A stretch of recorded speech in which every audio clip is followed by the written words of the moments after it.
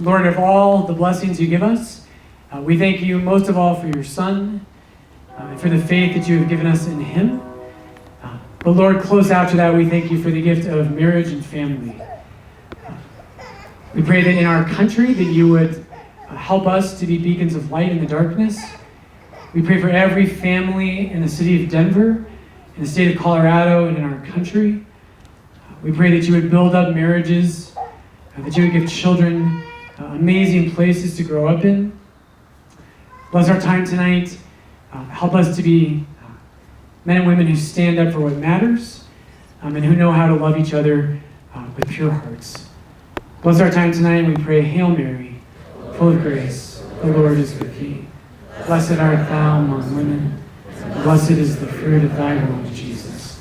Holy Mary, Mother of God, pray for us sinners, now and at the hour of our death. Amen. In the name of the Father, the Son, and the Holy Spirit. Our Lady of Lords. Please join me in welcoming Mike and Alicia Hernon.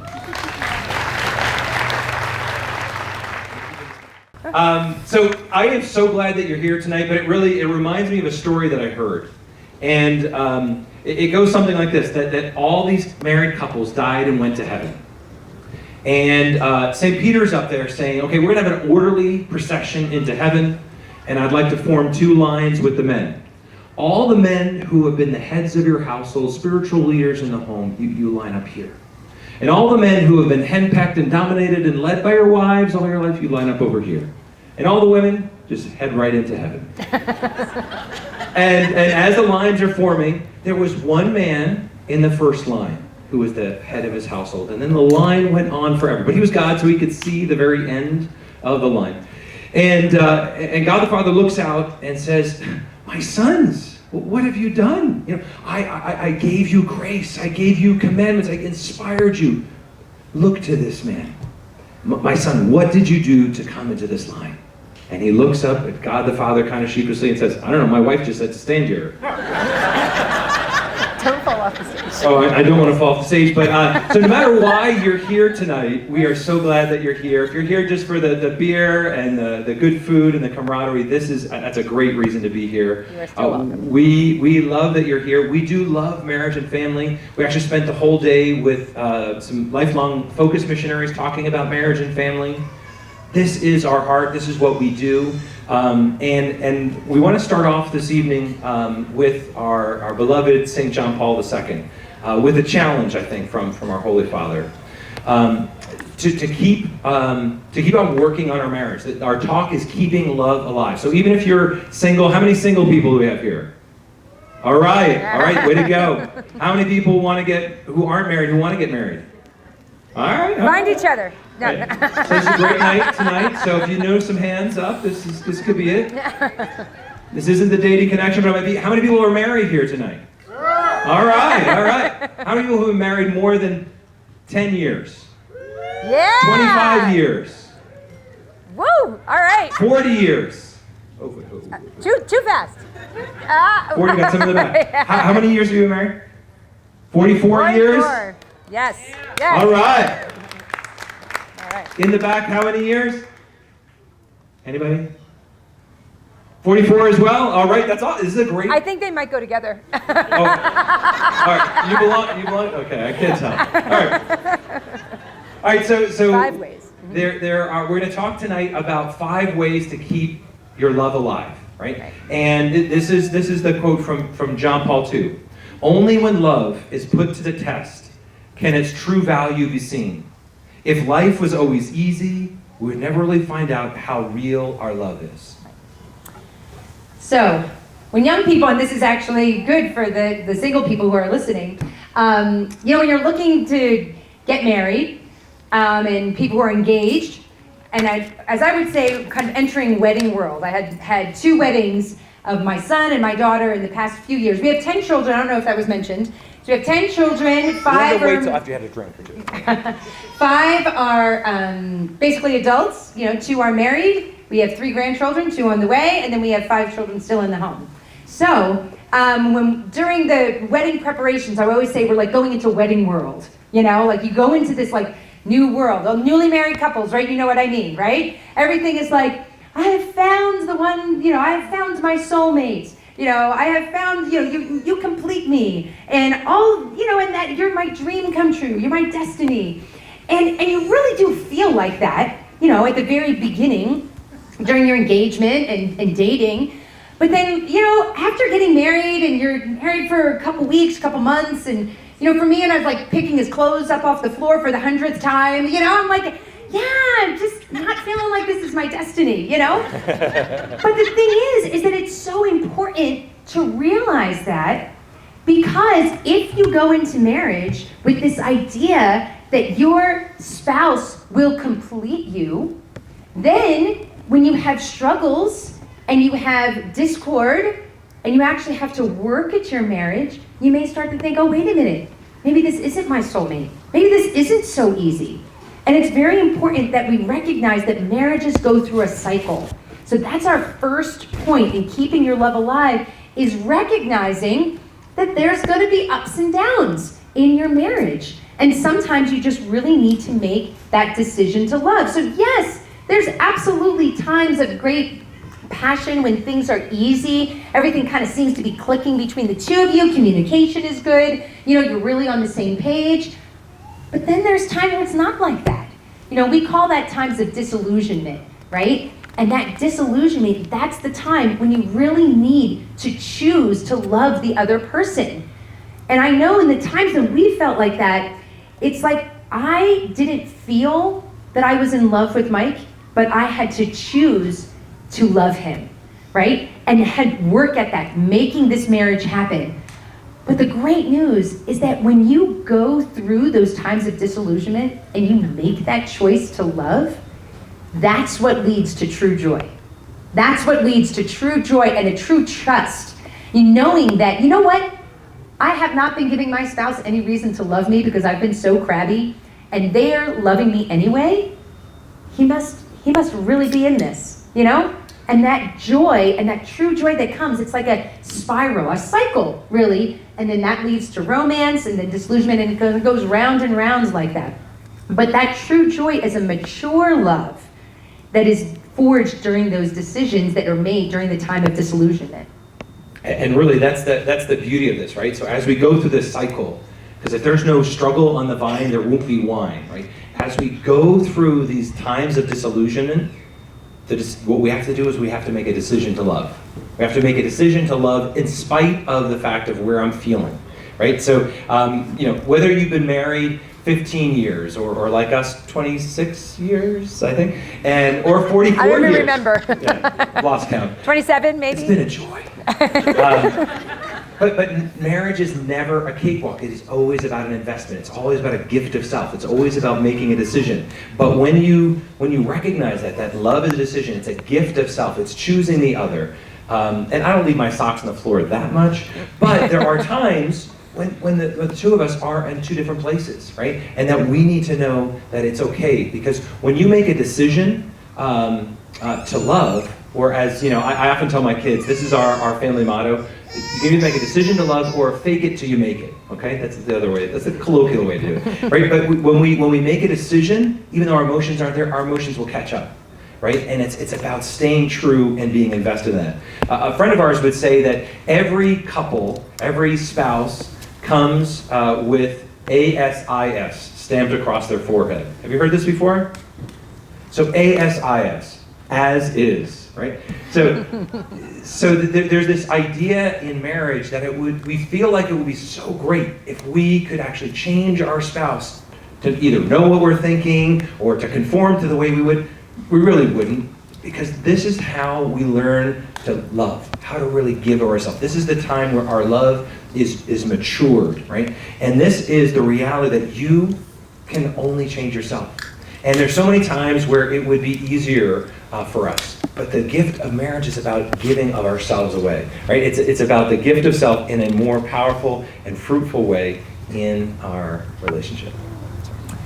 Okay, so the number 2 way keep your love alive is make unity the purpose of your communication. I know a lot of times, especially, people like me, I want to make the purpose of our communication being right or proving that I'm right.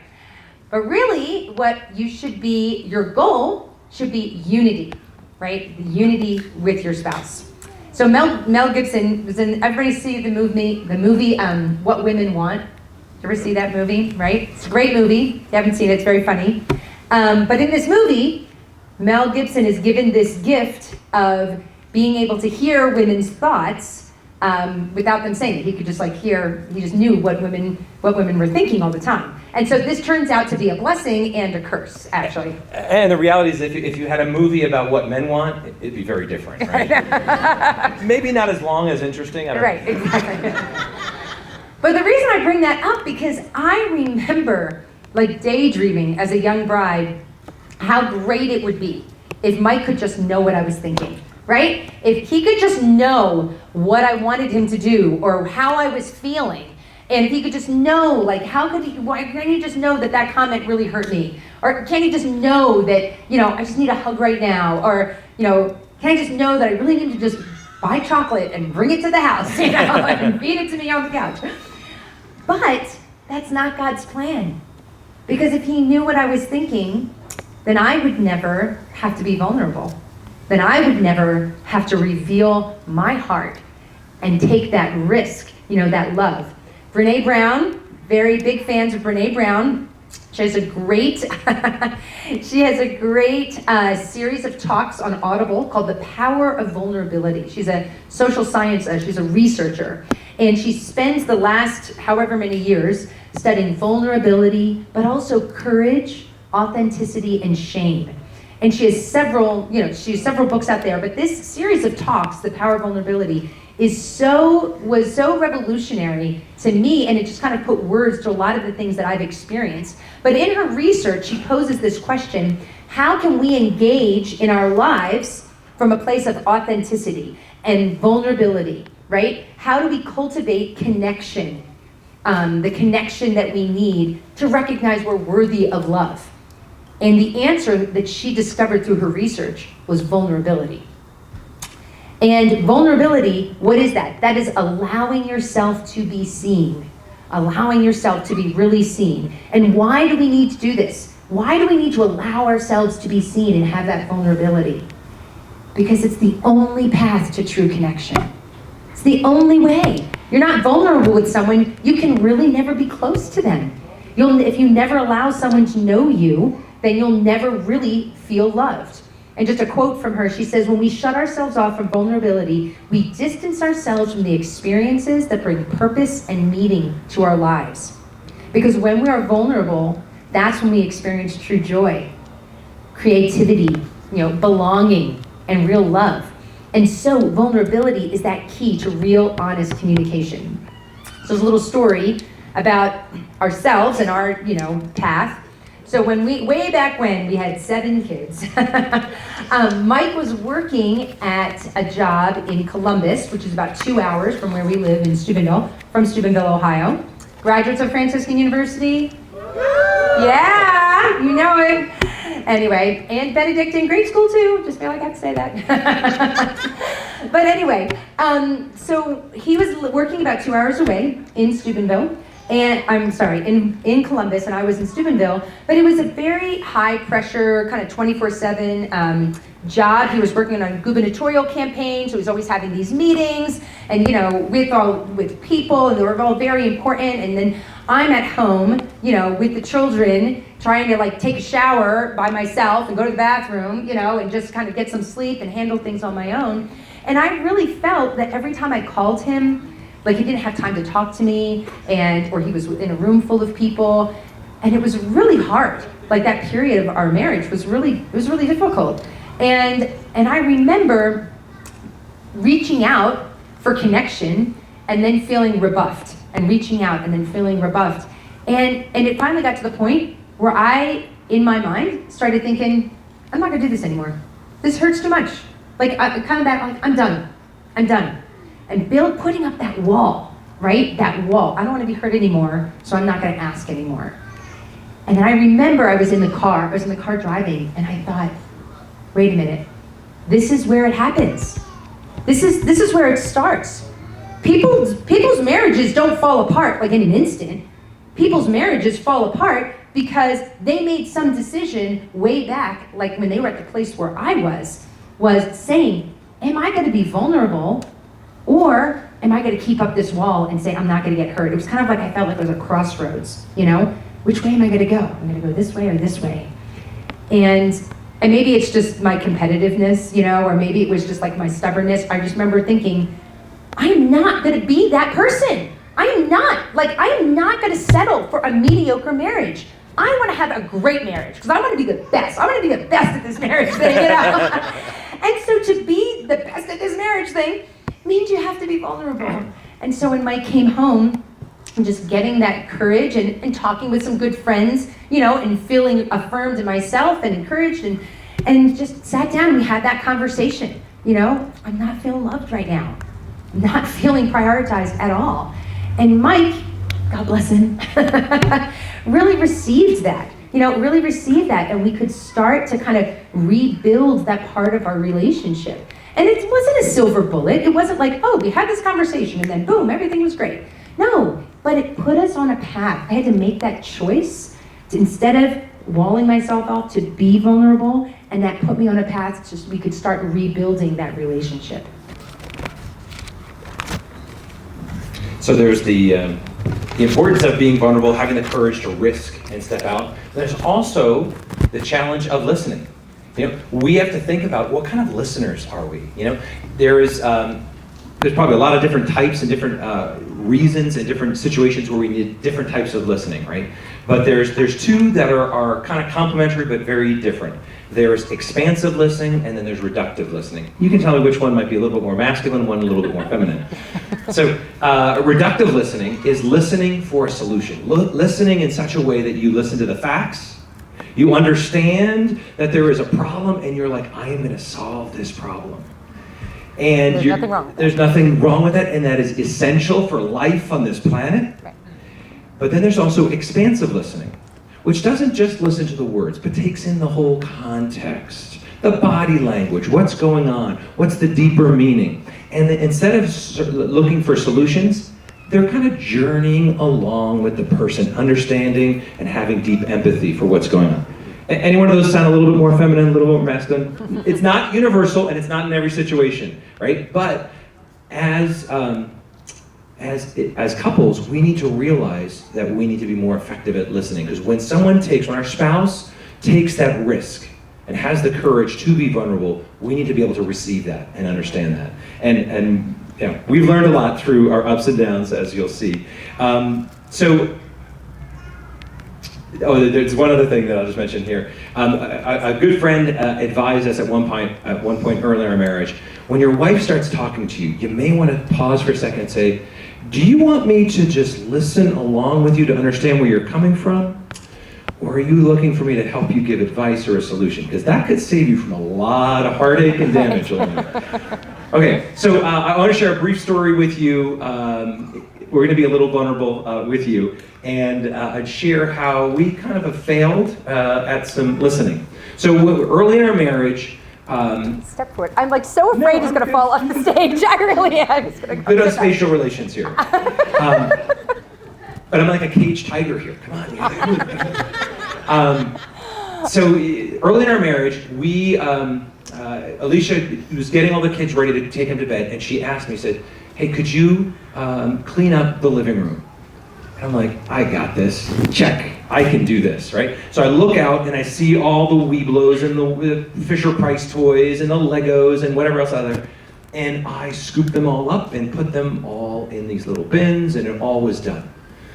What I didn't realize that there were labels on those bins, and there were different toys in each of those boxes, and it seemed to, you know, on reflection, there may have been some organization and pattern that was expected here, right? Right. So Alicia came down, and she looked at my handiwork, and I was kind of proud, you know.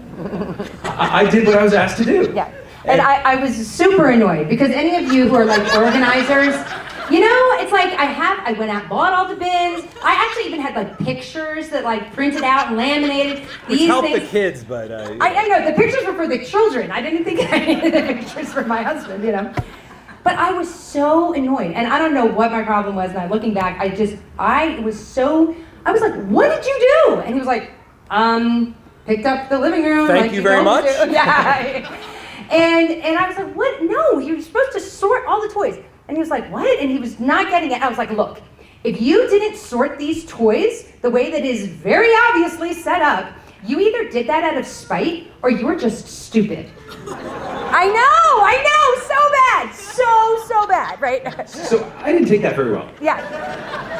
No, And no. at this point, we became those neighbors. Yeah. We started arguing with each other, and we actually had her sister-in-law, who was going to college at the time, living with us. So we took the fight outside on the back porch. I'm surprised the cops weren't called, right? Yeah. But we both, like, you know, when you get angry, there's physiological evidence that your brain synapses fuse together, right? So I was not thinking straight at all. We were both now at a position where nothing was happening, nothing was being communicated or any good. And I'll tell you, that was probably the biggest fight that we've... One of the biggest One of the fights. big... Okay, one. Ooh. I'll find out later. So, but Alicia had no idea how her comments hit me. Right. I had no idea how she didn't feel appreciated and respected in that, right? And so when I was first married, though, Alicia's dad, a man who I greatly admire, shared this wisdom to me. He says, you know, a real man is somebody who is willing to apologize first, to seek forgiveness first, that he has the courage to stand up and admit when he's wrong and own his part, even if somebody else was wrong. I'll tell you, swallowing your pride as a man, admitting in that situation, that ain't easy. But that is how we live out the best version of us. That's how we step into, even when we don't think like it, that we act like it. And I can honestly say, when Mike takes that first step, you know, when he lays down his pride, you know, for the sake of our marriage, it's just so humbling for me. Because then all of a sudden, that makes me realize, what am I doing, you know? And that really helps. It's such a hard thing to say, I was wrong, you know? But we have to do that. Because we're always going to offend our spouses. We're always going to be saying dumb stuff, you know, to each other. Not necessarily, obviously, on purpose, but sometimes by accident or things just come up. We're always going to be sinners in need of forgiveness. And those who are closest to you, really, honestly, are usually the ones that we hurt the most. Now and through that pattern of asking for forgiveness and reconciliation, we've been able to build a deep bond of trust in each other. And it's actually easier to ask for forgiveness and to give forgiveness the more that you do it. You know, just remember, marriage isn't the union of two soulmates, right? Marriage is the union of two forgivers, two people who constantly forgive each other. Bishop Olmsted down in Phoenix has this great definition of forgiveness. He says, forgiveness is not primarily a feeling. It's a choice. It's a choice to extend God's merciful love to someone who has hurt you in obedience to Jesus. If you're a Christian, you can't say, I'm never going to forgive that person. That's not a thing, right? We have to, as obedience to Jesus, we need to forgive that person and extend God's merciful love to that person.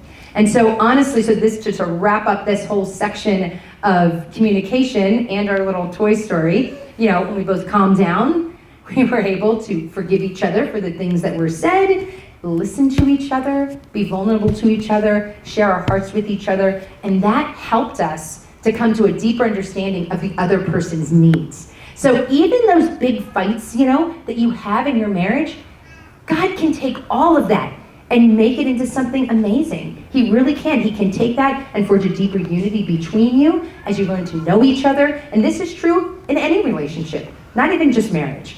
But that you can, as you learn to know, to get through those fights, you can actually become closer at the end of it.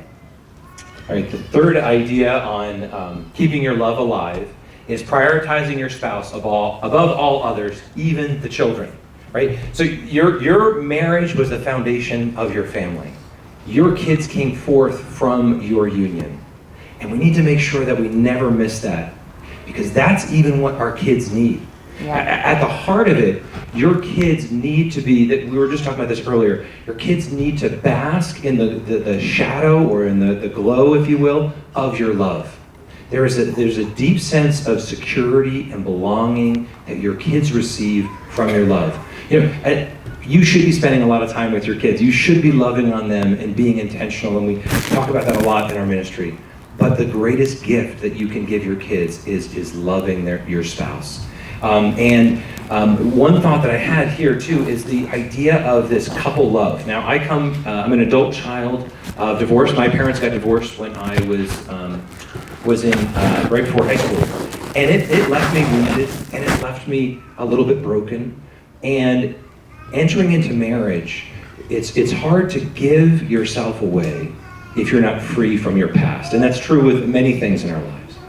But if we want to say we're prioritizing our spouse, when we're saying we're giving ourselves totally and fully to our spouse, the first thing we need to do really is get rid of any of the baggage that we may have in our past. And a great ministry, I'll just give a shout out to, is Life Giving Wounds. Great Beth Surrey is on the board for Life Giving Wounds that works with adult children of divorce. But all of this is about healing ourselves, transforming ourselves so we can give ourselves more fully. Mm-hmm. And recognizing that in our marriage, our kids need that. And I lost that couple love. I lost that stability because my parents divorced.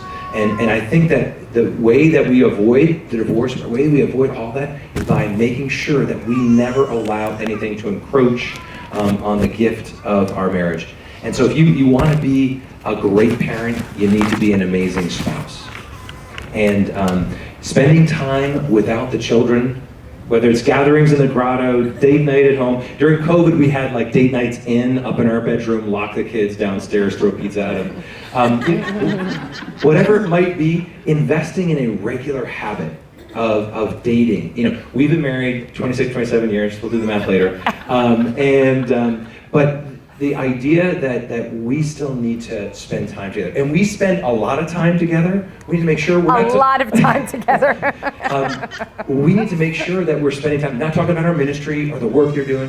We're just having fun together. We're enjoying each other's company. We need to remember the joy and the passion that really not only began it, but what turned the marriage turned our marriage, the love of our marriage, into a deep and fruitful wine. The grace, also, I'll just mention this, and this is not about parenting here, but the grace to be a parent comes from your marriage. So you got to really invest in this. We're all so busy, but if we don't prioritize our spouse, everything will fall apart. It's just not worth it. We need to make sure that we're there. Just to quote Bishop Olmsted again, I love this one line he has from this document, Complete My Joy. It's his pastoral letter to the families in his diocese. He said, relationships are built with the material of time. Isn't that good? I really like that. Relationships are built with the material of time.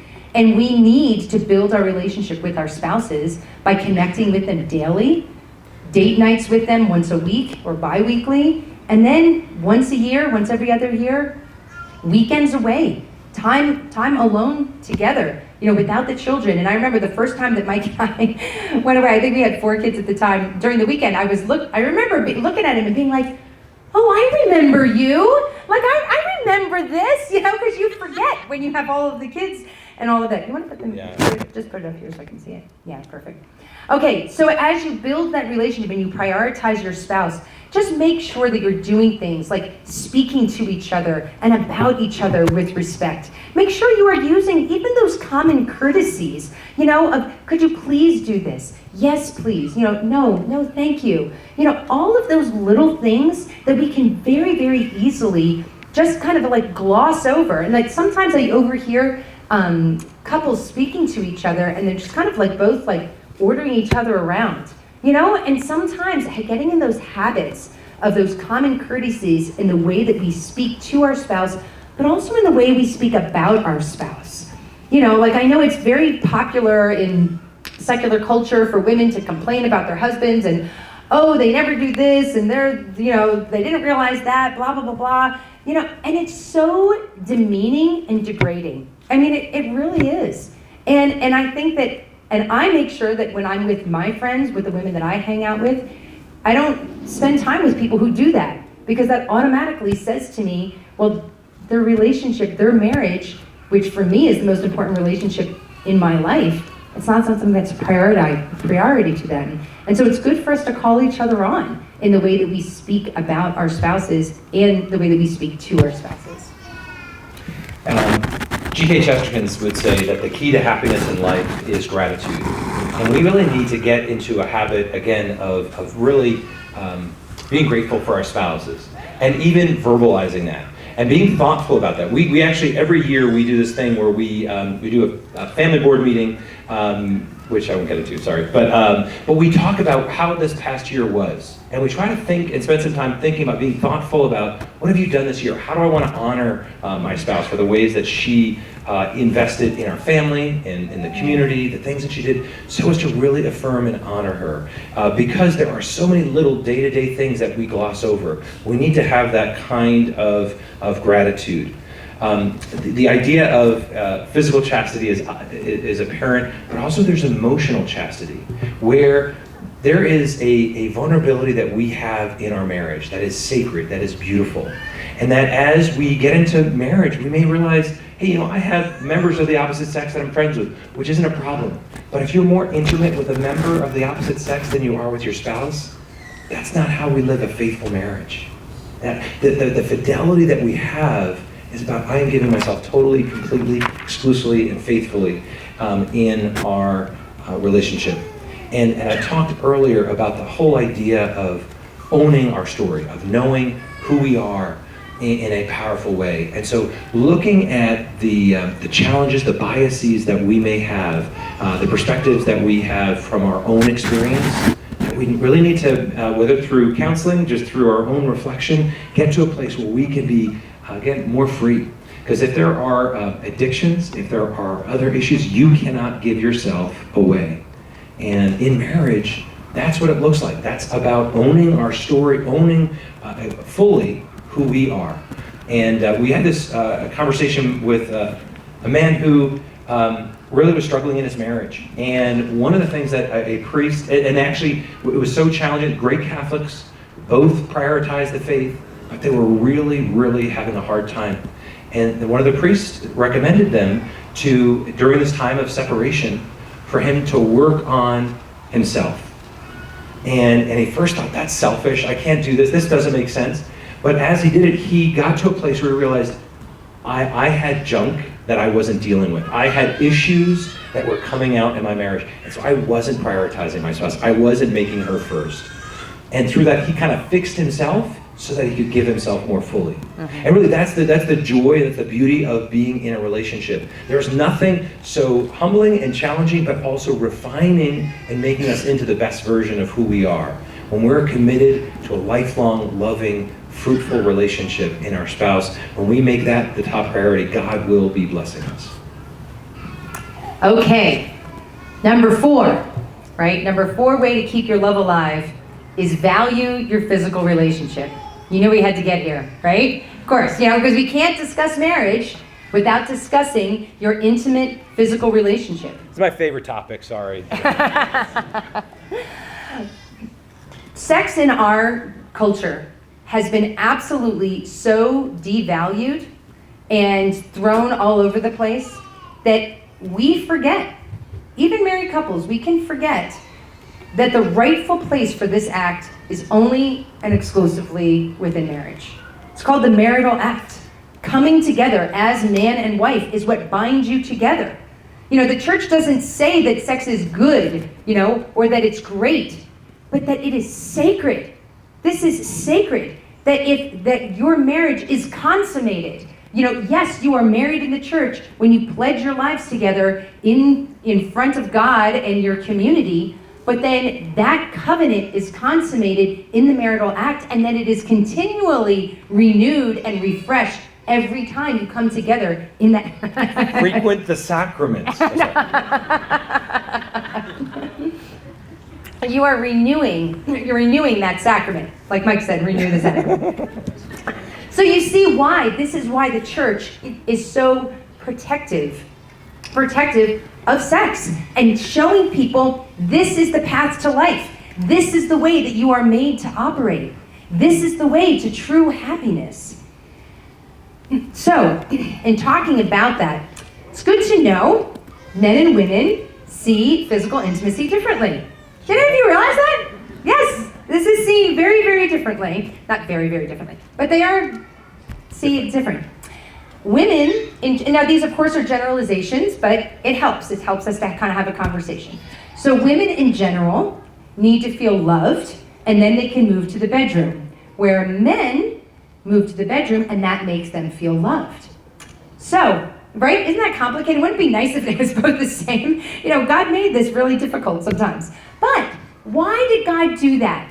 Why do men and women see or have those two different needs in regards to physical intimacy? It's because both are needed, right? You do need to feel loved. You do need to have emotional connection with your spouse. But you know what? You also need to have physical connection with your spouse. You know, your spouse isn't just simply your best friend. Your spouse is your lover, and you are the beloved. And it's good that you actually move to the bedroom at some point. That is a good thing, because the marital act is a means and an end. It is both of those things. And so, yes, we need to live a life of service to each other, and we also need to give ourselves physically to our spouse, because that physical act is where the sacrament is renewed and refreshed. And so as Alicia was talking about, that oftentimes women need to feel love before they move to the bedroom, it kind of comes to this idea of desire discrepancy. And this is a powerful idea that was shared with us, where there is a discrepancy, wherever there is the greater desire, there's also in that person a greater weakness and a discrepancy in that. So meaning, if, let's just use, the man is more desiring of physical intimacy, well, he technically is in a weaker position, where the woman may desire, let's say, emotional intimacy. Well, she's in a weaker position because the other has the power to withhold, to weaponize that. And the desire discrepancy is God's design for saying we need both. We need a life that is full. Neither one is not only not bad, both are essential to the unity in that marriage. And when we understand that and we can lean into that, this is a beautiful, beautiful thing. Because true love really is not weaponizing that. This is not weaponizing our spouse's vulnerability, their weakness. It's accepting that, it's embracing that, it's being aware of that, and protecting it, right? Because there is this idea that we need to guard love, and guard our love of our spouse, and really enter into that full communion. John Paul II says, do not be afraid when love makes demands. Do not be afraid when love requires sacrifice. You know, and he goes on and says, there's a great danger for family life in the midst of any society whose ideals are pleasure, comfort, and independence, lies in that people can close their hearts and become selfish. You know, in this, we're talking about the physical intimacy in marriage. It is a gift of self, but it really has this beautiful vulnerability all wrapped into it, and it really makes the fruit of that marriage even better. And so really the answer to that, to not weaponizing your partner, your spouse's vulnerability, is what we call joyful availability, right? Making yourself joyfully available to the other, whether it's looking for emotional connection or a physical connection. So of course, having lots of children and being tired and, not getting a good night's sleep and all of that. Believe me, there's plenty of times, in our marriage when Mike would look at me like, hey, tonight, that kind of thing. It's business time. Right. And what is a really honest answer is and this would be kind of like, say this in so many words, well, I'm not really in the mood right now, but you could convince me. So having that joyful availability and say, you know what, are you asking me if do I feel this way right now? No, actually I don't. But I'm open, I'm open to that. So as a matter of fact, this kind of connects back to a story I was telling before about the vulnerability and me not feeling loved, and all of that when he was working far away. And at one point, when we're starting to rebuild that relationship and be vulnerable and talking to each other and being honest with each other, I got this idea. And I think I was probably a couple months pregnant at the time. And I was like, look, I think that we need to do marriage therapy. And Mike's like, okay, like, what are you thinking? And I was like, we are gonna make love every night until our relationship gets better. You know? Okay. And it took some convincing, but then he finally gave in. No, I'm just kidding. So we can give prescriptions for that marriage therapy later. But honestly, that is all just an example to show you that this aspect of your relationship is so important. It's so important. And, once we started talking about this on our podcast, we've done 2 different podcasts on physical intimacy, and we've done some interviews with other people who are real more experts in this area than we are. And we have received such great feedback from couples. So many couples are like, Catholic couples are not talking about this. I don't know anybody who I can talk to about this. A couple will email us, ask us questions. And it's such an important aspect of the marriage relationship. So that's another way to keep your love alive. Okay, point 5. So the 5th way to keep your love alive, recognizing that God made a covenant and a promise to you when you made your promise to each other on your wedding day. God is a part of your marriage. He cares about your marriage far more actually than you do. And he wants to really, really invest deeply in your marriage. So never forget that God not only is invested in your relationship, so is the whole church. And Father Brian's prayed for all the marriages here in the parish and even in the state of Colorado. I think his prayer went over the whole country too. So, but recognizing that he brought you together, that he has bound himself, he has made a covenant with you in this marriage, right? This sacrament is a life-giving grace for you. That's not a light thing, this is a sacrament. The church not just recognizes it, it's because God says, I am giving you the grace to love this person, to lay down your life, to be the image of Christ's love for the church. And that's a pretty tall order. And sometimes we don't feel like that in our marriage, but we need to lean into that grace. This is we were on this very long plane ride, and we ended up talking to this Jewish rabbi and his wife. And I kind of geeked out a little bit just talking to them about Jewish stuff and blah, blah, blah. But any Hebrew scholars here? Anybody who will call me out on my poor pronunciation? No, Dr. Sree's not here. Good, okay. All right, so I think it's interesting because the rabbi pointed out that even within the language, the Hebrew language, there is deep meaning, and that for their faith. And so the Hebrew word for man is ish, right? It's spelled. Well, it doesn't matter because you aren't going to see this. Normally you have a PowerPoint and it makes a little bit more sense. Yeah. All right, so it's spelled Aleph, Yod, and Shen. So 3 letters in the Hebrew language. And if you look at this, and then you say that the woman is Isha, spelled Aleph, Shin, and Hey. Now, if you remove the first letter, which is this is all written back. It's okay. The Yod, right? So the middle letter of man. And that is the woman. And then the middle letter from the woman, which is Yah. Both of those together begin the name Yahweh, which is the name of God. So man has a part, woman has a part, but together they reflect God. That it's in them that they see this complementarity and they see the presence of God in the unity of that marriage. Now, you take those same 2 letters out, in both man and woman, you're left with the same word. 2 letters, which is where? It doesn't matter what the 2 letters. Okay, Shen and Elef. And that's the word for fire and destruction. And he said that when you remove God from your relationship, you bring fire and destruction. So there's just such a power that we have in bringing God more fully into our relationship and investing in that and leaning into that grace. Because remember that we not only image God, we have God to lean on. So that when we are weak, he is strong. He is drawn to our weakness. And that's how we are called to love. Because I cannot love. My best simply isn't good enough for her. But God's best is. And that's what we need to lean into with the sacrament of matrimony. That's how we live a marriage fully alive. And we really want to encourage you in your marriage to invite God into your daily life by praying together. And we have a booklet in the back that we wrote, The Family That Prays Together. And in that we talk about leading, being the spiritual leader of your home. And part of that is first leading with your spouse. And the two of you learning how to pray together, learning how to ask God for things, learning how to repent together. You know, if you've made some kind of stupid decision for your family and your marriage, go to the Lord together and say, Lord, we're sorry. We repent. We ask for your blessing. Lord, show us what to do. What do you want us to do?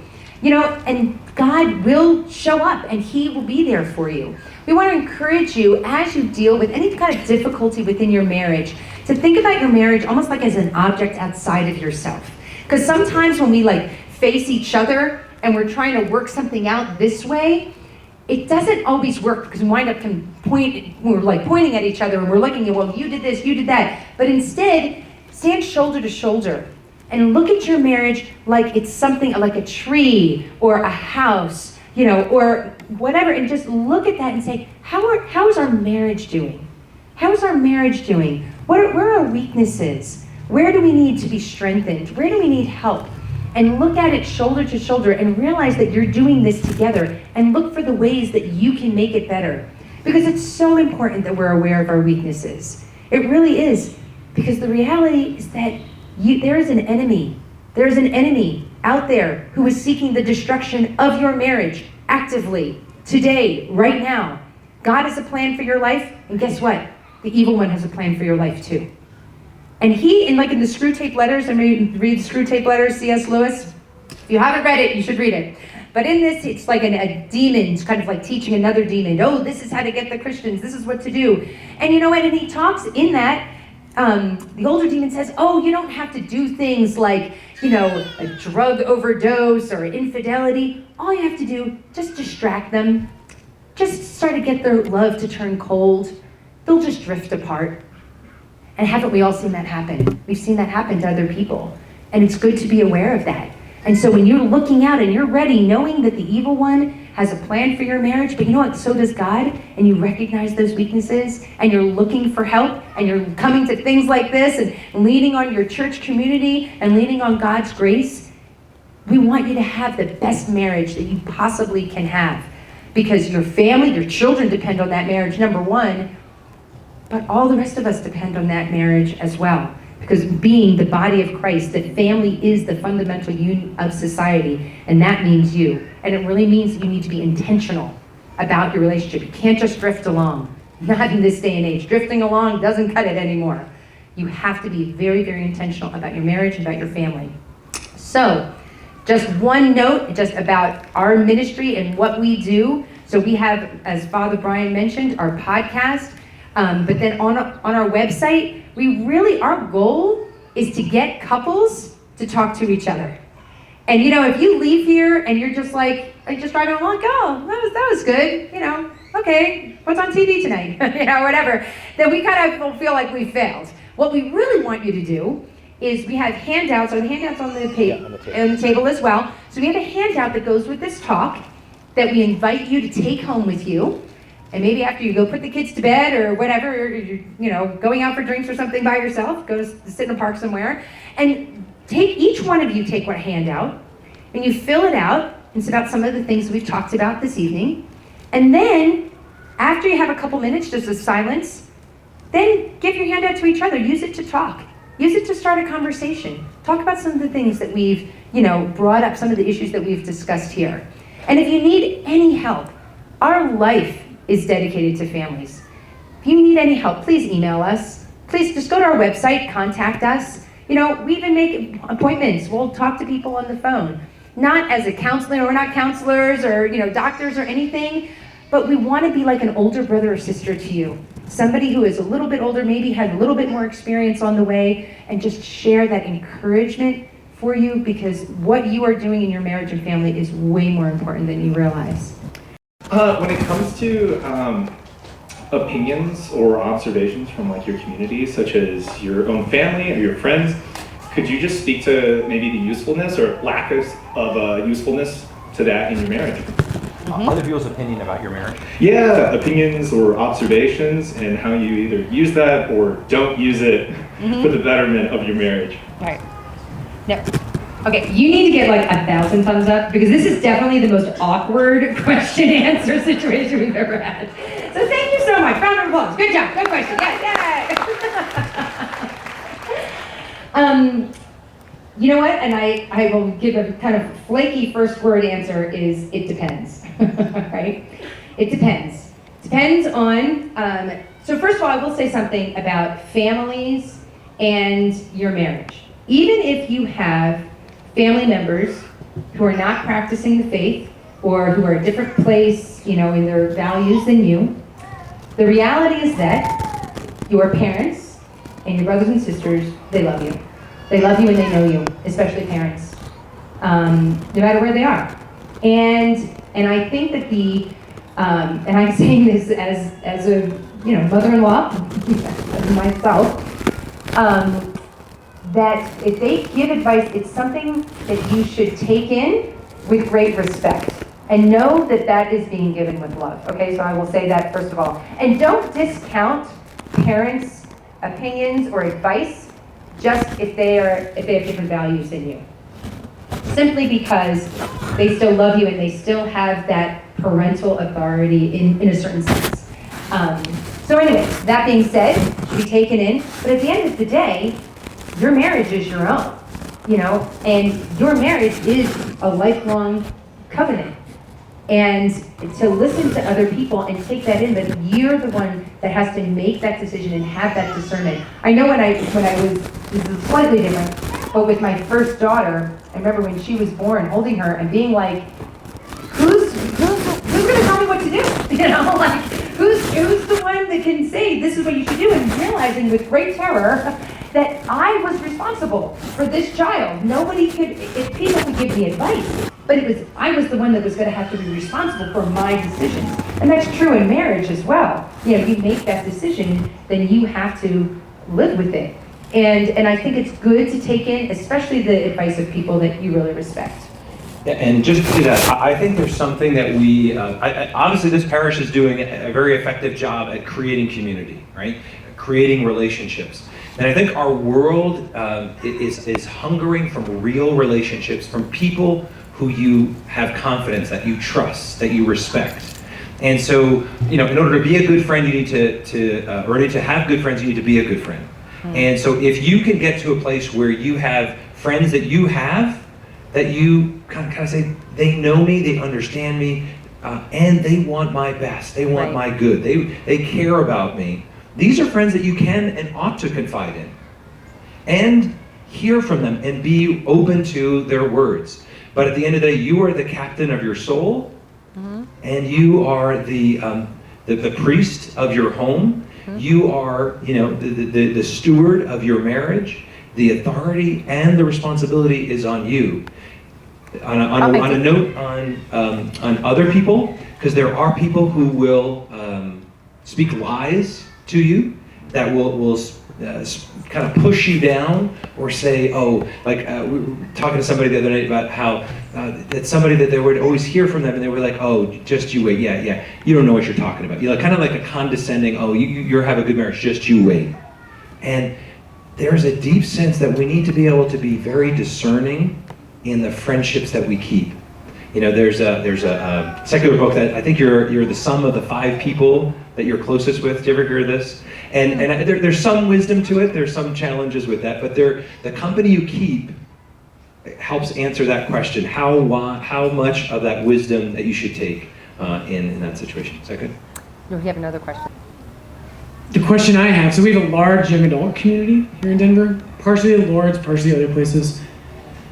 When you guys talk to couples all over the country, when you have couples who enter into marriage, the first couple of years, they can be great, they can be hard, right? And so you see this a lot. When couples are dating, what's something, we have a big marriage prep program here. What do you wish people knew? Right, and that's like your whole talk tonight. But if there's one thing you can say to a couple that's like, I'm thinking about marrying this person, what is something you would say to someone who's discerning marriage? Okay. With our own children, this is the kind of conversations that we've had. And I think that you need to go into marriage with your eyes wide open. That's what I say. You need to know, you need to Know the other person, and you both need to be honest with each other about your baggage. Yeah. You've got to say it. You have to know your story. You have to own that story, no matter what it is.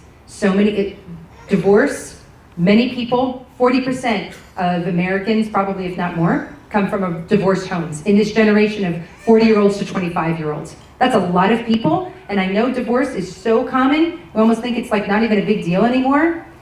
Life-Giving Wounds, this ministry, which is so powerful, it's all adult children who realize, no, I was wounded. You need to acknowledge that. You're like, oh, my parents were divorced, it wasn't a big deal. You're not ready to get married. You need to realize you don't have to have it all fixed. I'm not saying you have to have it fixed. What I'm saying is that you need to be aware. Sexual abuse, huge problem, in our country, childhood on. Be aware of it, acknowledge it. Don't have to be perfect. You have to know that it's there, because it's going to come back to bite you. Because what I see happen again and again is that you have people who aren't owning their baggage, who are not articulating their story. They get married, they get pregnant a week or two later or a month later, and then all of a sudden you're off to the races, and then you're dealing with children and and just being a mother and plus being a wife and all of that. And all of that baggage kind of comes back, and then you wind up repeating some of the wounds that you had before. You don't want to do that. You want to at least be aware and be honest with your spouse. This is where I'm at. I'm working on it, and just being aware of that and getting the help where needed. I mean, that's what we see a lot. And building on that, as a single person, recognizing that your life is about giving yourself away.